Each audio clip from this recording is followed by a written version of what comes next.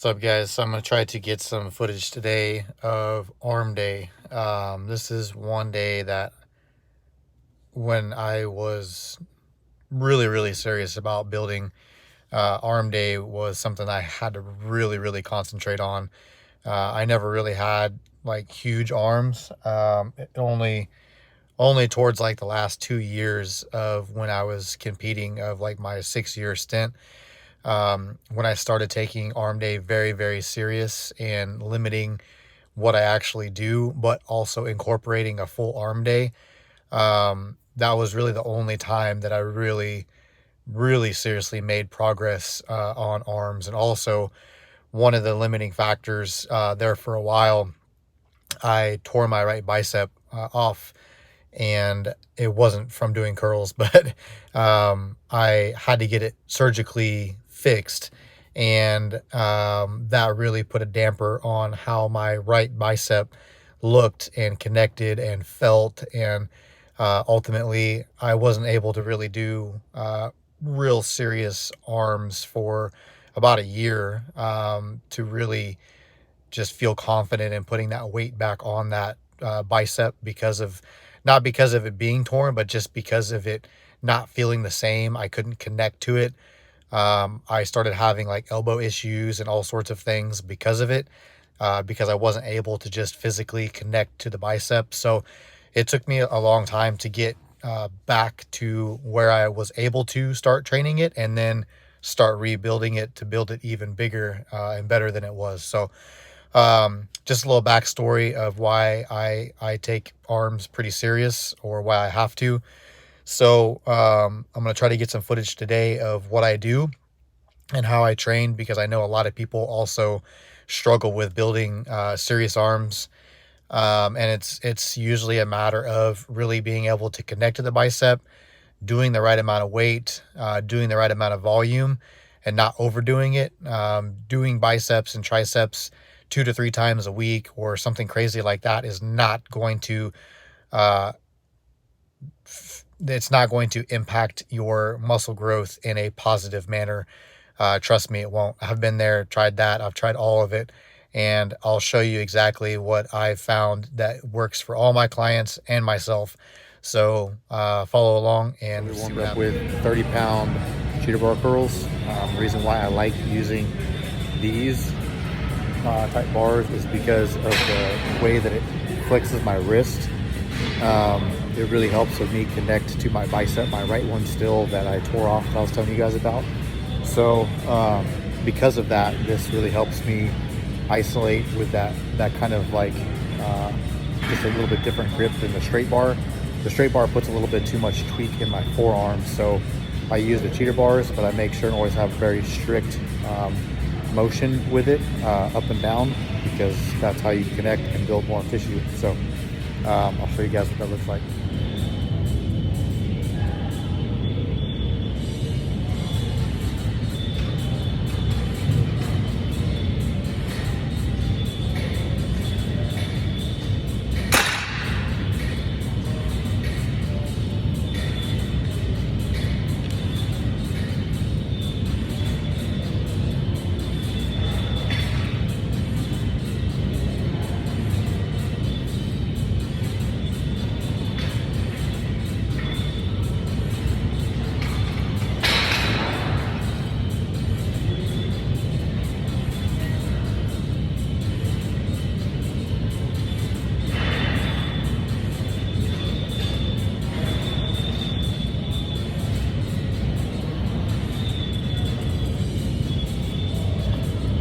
After that, we're going to move to dumbbell curls, seated dumbbell curls.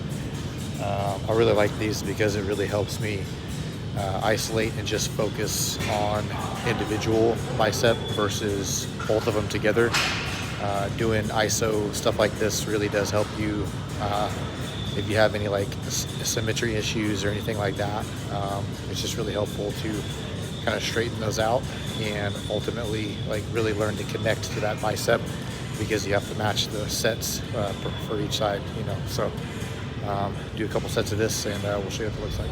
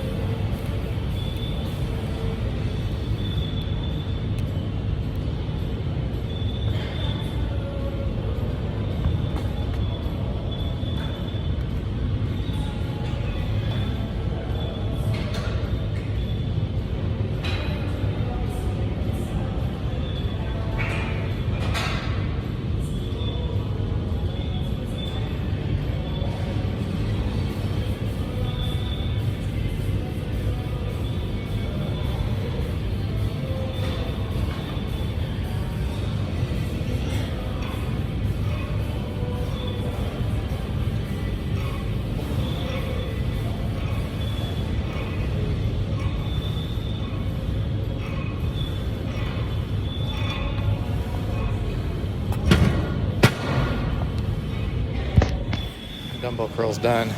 As you can see from the guy behind me, that's curling not enough weight, just kind of curling it, not doing biceps.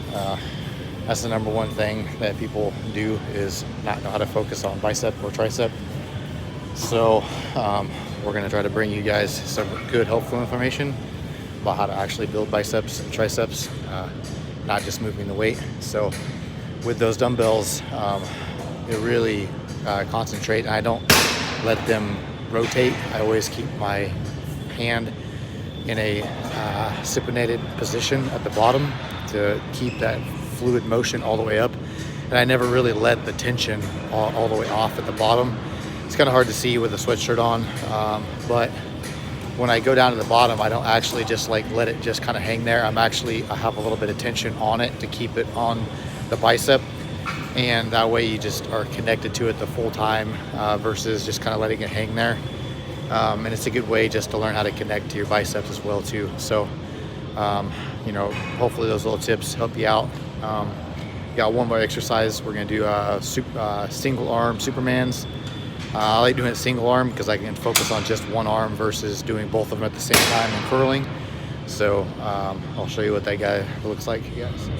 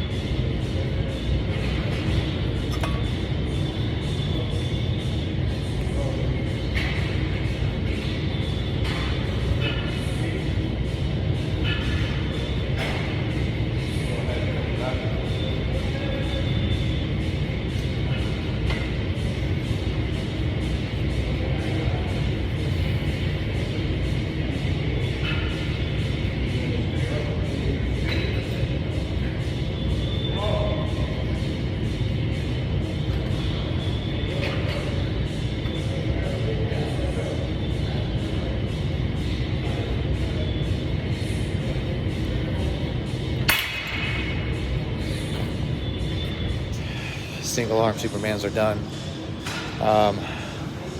Those are really hard to do at the end of your workout, and that's why I do it at the end, because it's not something you can really do like a shit ton of weight on. And the reason for that is because you kind of always want to do your, like, not easier, but your more accessory moves towards the end of your workout, just based on not being able to do a lot of weight. It's easier to use it to concentrate and have a fluid movement like that to really stay in your bicep. I never really let my bicep fully extend.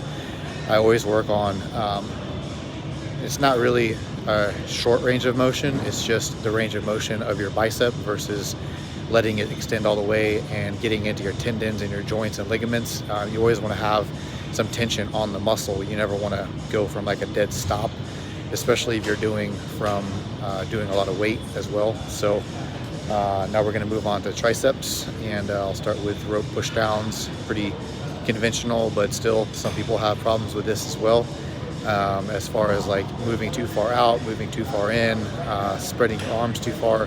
There's just a lot of things that kind of people just unnecessary movements, and a lot of the times it's because they don't want to just use their tricep like they're supposed to be, because they want to move more weight. Again, the goal is not to just move the weight, it's to focus on your tricep and build your tricep. That's why we're in bodybuilding, not powerlifting. So I'll show you what that looks like.